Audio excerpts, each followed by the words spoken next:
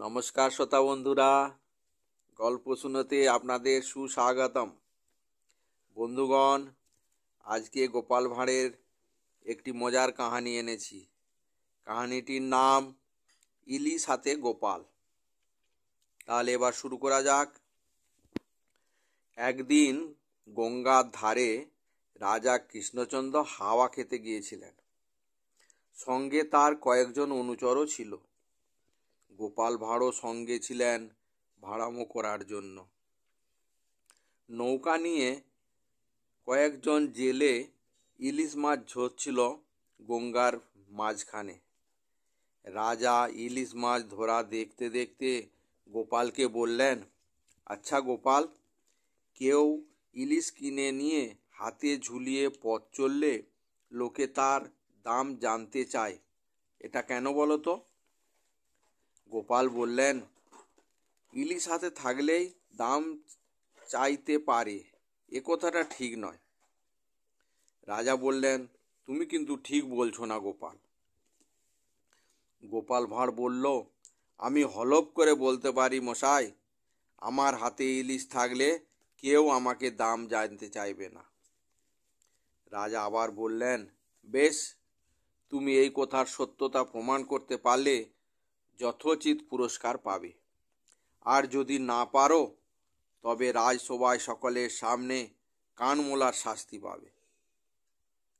তুমি কি এই বাজিতে রাজি আছো গোপাল? গোপাল ভাঁড় উৎসাহ সহকারে বললেন, মহারাজ, আমি রাজি আছি। তখন মহারাজ একটা বড় সড়ো ইলিশ মাছ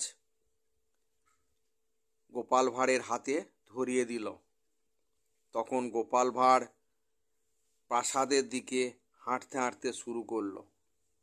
আর গোপাল ভাঁড় বলল, মহারাজ দেখবেন, কেউ আমার কাছে এর দাম জানতে চাইবে না।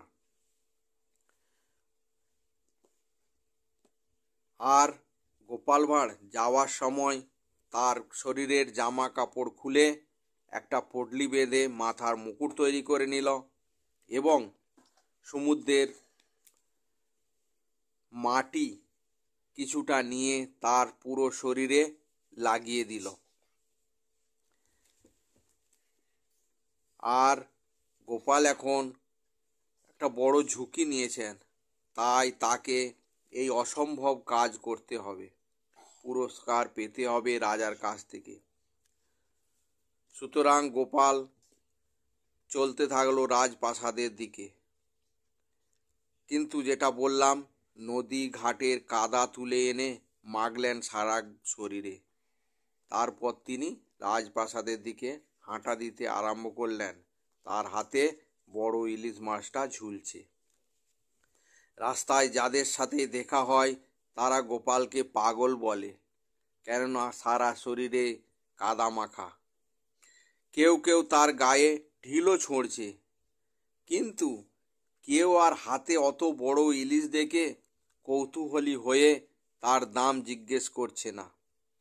শেষ পর্যন্ত গোপাল ভাঁড় রাজবাড়ির কাছাকাছি পৌঁছে গেল। এরপর তিনি মাথার পাগড়ি খুলে ফেলে দিয়ে শরীরের পোশাকগুলো পরে নিলেন এবং মাছটি নিয়ে নির্বিবাদে ঢুকে পড়লেন প্রাসাদে। রাজার যে দুই অনুচর নদীর ধার থেকে গোপালের সাথে সাথে ফিরছিল, তারা সবই বৃত্তান্ত মহারাজকে গিয়ে জানালো।